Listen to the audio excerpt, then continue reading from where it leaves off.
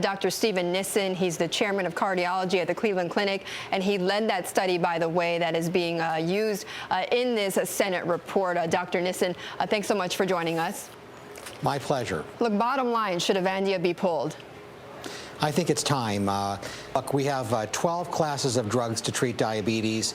We have another drug in exactly the same class as Avandia, known as Actos. Avandia appears to increase the risk of heart-related complications.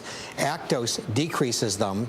When you have two drugs in a class, one of which is helpful and one of which is harmful, naturally you want to get rid of the harmful drug.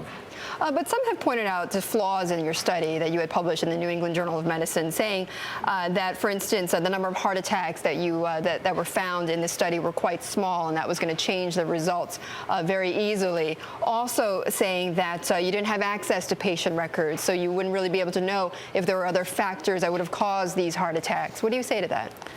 Well, what's extraordinary about the Senate report is it details what the company knew. The company had access to all the patient-level data, and 2 years before we published our manuscript, had done their own analysis, showing virtually exactly the same risk. Not only that, the Senate report details how the company was able to steal a copy of our manuscript while it was still being reviewed by the journal. They did their own statistical analysis of our manuscript, concluded that it was scientifically correct, and then planned a public relations campaign to discredit the study. Dr. Nissen, this is Peter Cook. What do you make of the fact that they did challenge your study publicly, but as you said, these emails do seem to suggest, these documents do seem to suggest they backed up some of your own findings? Look, they didn't just match them, I mean, they matched them exactly. Not only that, the FDA did their own analysis, we now learn, prior to the publication of our analysis, and got exactly the same answer. You know, so yes, we didn't have access to the raw data, but the FDA did, and the company did, and they all got the same answer.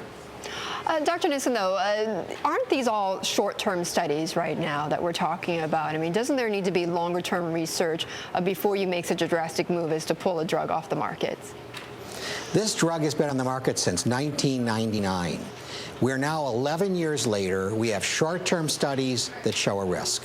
We have medium-term studies that show a risk, and we have long-term studies that show risk. At some point, we have to say it's time to protect the people.